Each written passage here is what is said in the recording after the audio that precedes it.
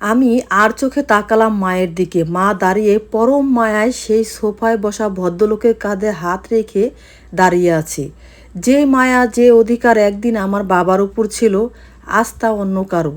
আমার বুকের ভিতর এক তীব্র ক্ষোভ, অভিমান আর এক ডজন অনুচ্চারিত প্রশ্ন মোচড় দিয়ে উঠতে লাগলো। যে নিজের 11 বছরের সন্তানকে ভাগ্যের হাতে ছেড়ে দিয়ে এখানে অন্য এক সংসার পেতে সুখে দিন কাটাচ্ছে। আমি উঠে দাঁড়ালাম। এখানে আর এক মুহূর্ত থাকা মানে নিজের দম আটকে মরে যাওয়া। কিন্তু আমি এত সহজে হাল ছাড়ব না। আমার বাবার মৃত্যু আর মায়ের নিখোঁজ হওয়ার পিছনে যে রহস্য লুকিয়ে আছে তার শেষ দেখে ছাড়ব। আমি আসি আন্টি, আমার ডিউটির সময় হয়ে যাচ্ছে। কোনো মতে কথাটি বলে দরজার দিকে পা বাড়ালাম।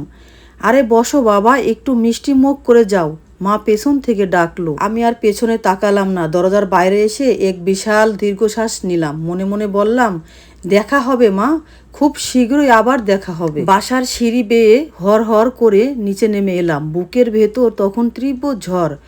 চোখ ফেটে জল আসতে চাইছে, কিন্তু আমি তা চেপে রাখলাম। 12টা বছর যে চোখ শুধু শূন্যতার অবহেলা দেখেছে, সেই চোখে আজ হুট করে জল মানায় না। রাস্তায় নেমে একটা সিগারেট ধরালাম। ধোঁয়াটা ফুসফুসে টেনে নিয়ে আকাশের দিকে তাকালাম। মাথার ওপর মেঘলা আকাশ, ঠিক আমার জীবনের মতোই অন্ধকার। মা ভালো আছে, সুখে আছে, নতুন একটা সংসার গুছিয়ে নিয়েছে, এটাই তো স্বাভাবিক হওয়ার কথা ছিল। কিন্তু আমার বাবার কি অপরাধ ছিল? কেন বাবা ওই দুর্ঘটনার রাতে শেষ হয়ে গেল? আর গ্রামের মানুষ কেনই বা বলতো ওটা দুর্ঘটনা নয়?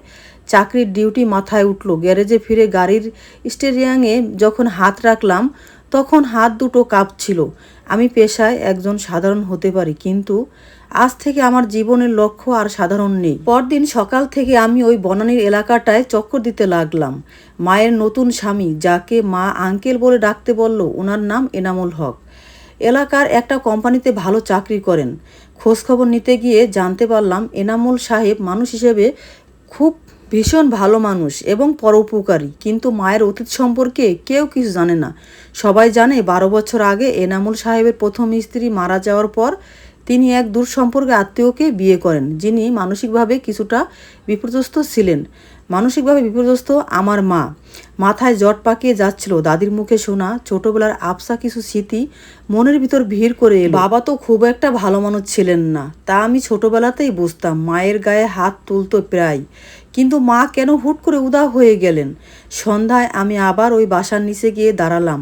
উদ্দেশ্য ছিল এনামুল সাহেবের সাথে কোনোভাবে একটু কথা বলা। ভাগ্য ভালো, উনি তখন বাড়ি থেকে নামছিলেন। আমাকে দেখেই চিনতে পারলেন। আরে তুমি সেই ছেলেটা না? কি যেন তোমার নাম? শাহেদ আঙ্কেল, আমার নাম শাহেদ। আমি বানিয়ে একটা নাম বললাম। হ্যাঁ শাহেদ, এখানে কি করছো বাবা?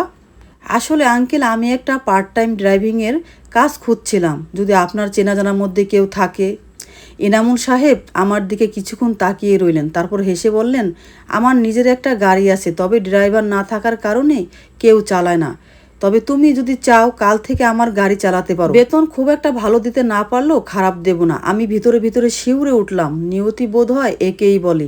যে মায়ের খোঁজে 12 বছর কেটে গেছে, আজ তার ঘরের দরজায় এসে দাঁড়িয়েছি আমি।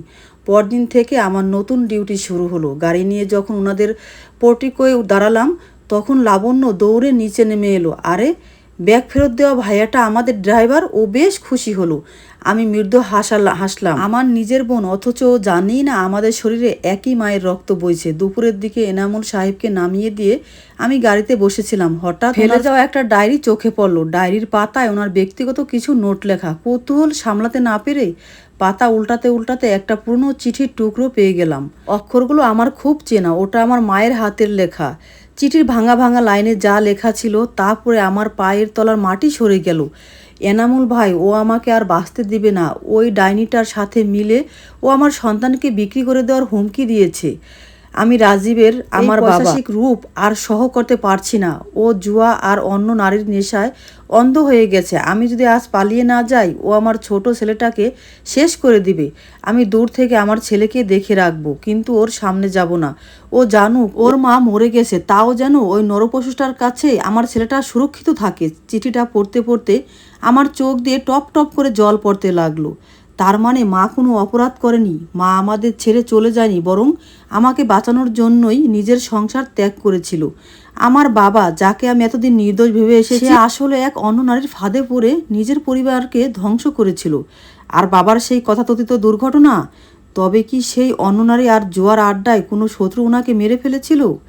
কি ব্যাপার শাহেদ, কাঁদছো কেন? হঠাৎ গাড়ির দরজার চেনা গলার আওয়াজ। চমকে তাকিয়ে দেখি মা দাঁড়িয়ে আছেন, হাতে একটা টিফিন ক্যারিয়ার।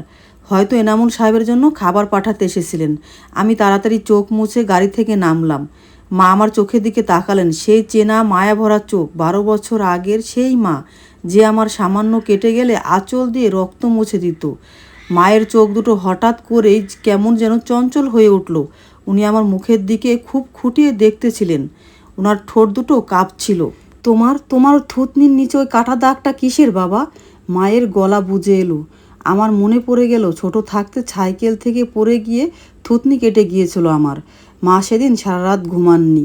আমি আর নিজেকে ধরে রাখতে পারলাম না, কাঁপানো গলায় বললাম, মা, মা, আমাকে তুমি চিনতে পারোনি? তোমার সেই অভাগা ছেলেকে।